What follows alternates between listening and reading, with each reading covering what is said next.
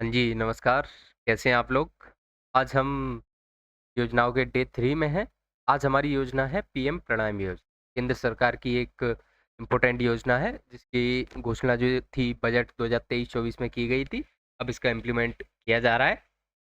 इस योजना में क्या है, मैं आपको बताता हूँ कि केंद्र सरकार चाहती है कि जो किसान है, वो रासायनिक उर्वरकों का उपयोग कम से कम करे। इससे क्या हो, किसान की खेती का भी फ़ायदा हो, ज़मीन का भी फ़ायदा हो, किसान के लिए खर्चा कम हो, जो राज्य सरकारें हैं उनके ऊपर सब्सिडी कम हो, क्योंकि राज्य सरकार जो क्या बोलते फर्टिलाइज़र्स खरीदती है, तो उसके ऊपर केंद्र सरकार उनको सब्सिडी देती है।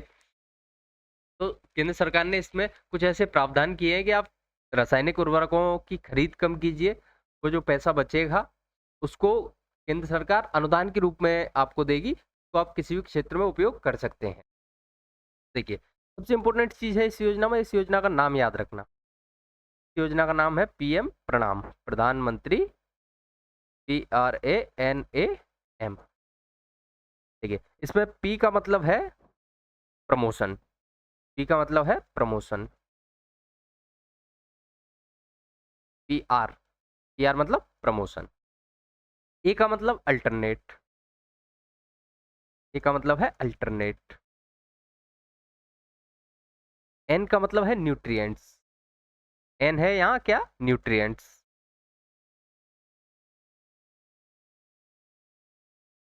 इसके अलावा ए है एग्रीकल्चर और एम है मैनेजमेंट।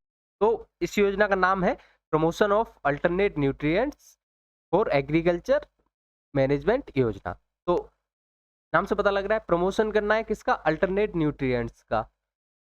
सॉरी, अल्टरनेट न्यूट्रिएंट्स है उनका प्रमोशन करना है, और उनका मैनेजमेंट इस तरीके से करना है कि किसान के लिए, भूमि के लिए, सरकारों के लिए, तीनों के लिए उपयोगी हो। तो ये इसका पूरा नाम है। इसका एक नाम और आपने सुना होगा, जो न्यूज़पेपर वगैरह में ज़्यादा चर्चा में रहता है, कि PM program for restoration awareness nourishment वाला। लेकिन मेरे हिसाब से आप ये नाम याद रखिए, ये छोटा सा नाम है, अच्छा है, तो दोनों नाम सही है।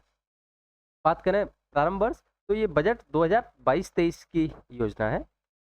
2023-24, सॉरी, 2023-24 के बजट में इसकी घोषणा की गई।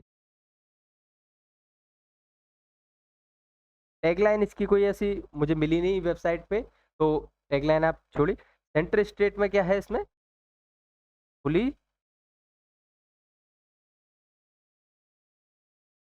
सेंटर सेक्टर स्कीम है 100%।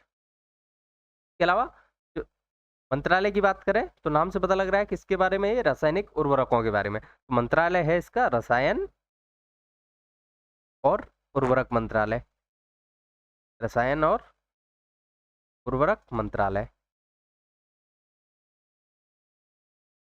अब इसके विशेषता या प्रावधानों की बात करें, तो पहला जैसे मैंने आपको बताया नाम से पता लग रहा है कि जो अल्टरनेट न्यूट्रिएंट्स हैं, जिनको जिनका उपयोग हम रासायनिक उर्वरकों की जगह पर कर सकते हैं, उनका उनको बढ़ाना है, उनका मैनेजमेंट करना है। अल्टरनेट न्यूट्रिएंट्स को बढ़ाना है। नंबर 2, दूसरा मैंने आपको क्या बताया कि जो सब्सिडी बचेगी, उसका 50% केंद्र सरकार अनुदान के रूप में सरकार को देगी,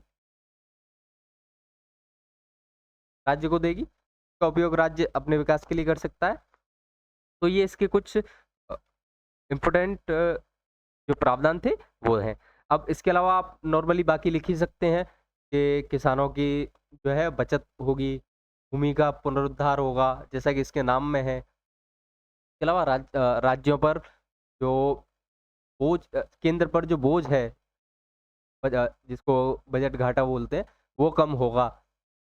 तो ऐसी बहुत सी चीज़ें हैं जिनको आप अपनी तरफ से ऐड कर सकते हैं किसी भी योजना में। लेकिन किसी योजना के 2 या 3 प्रावधान ऐसे होते हैं जो उसमें दिए हुए होते हैं, जिनको आपको मेंशन करना ज़रूरी है। अगर आप उनको मेंशन करके बाकी के लिखते हैं तो चलता है, लेकिन केवल बाकी के लिखते हैं, उन 2-3 प्रावधानों को जो मेन है योजना के लिए उनको मेंशन नहीं करते हैं, तो उसका इम्पैक्ट इतना अच्छा नहीं रहता है।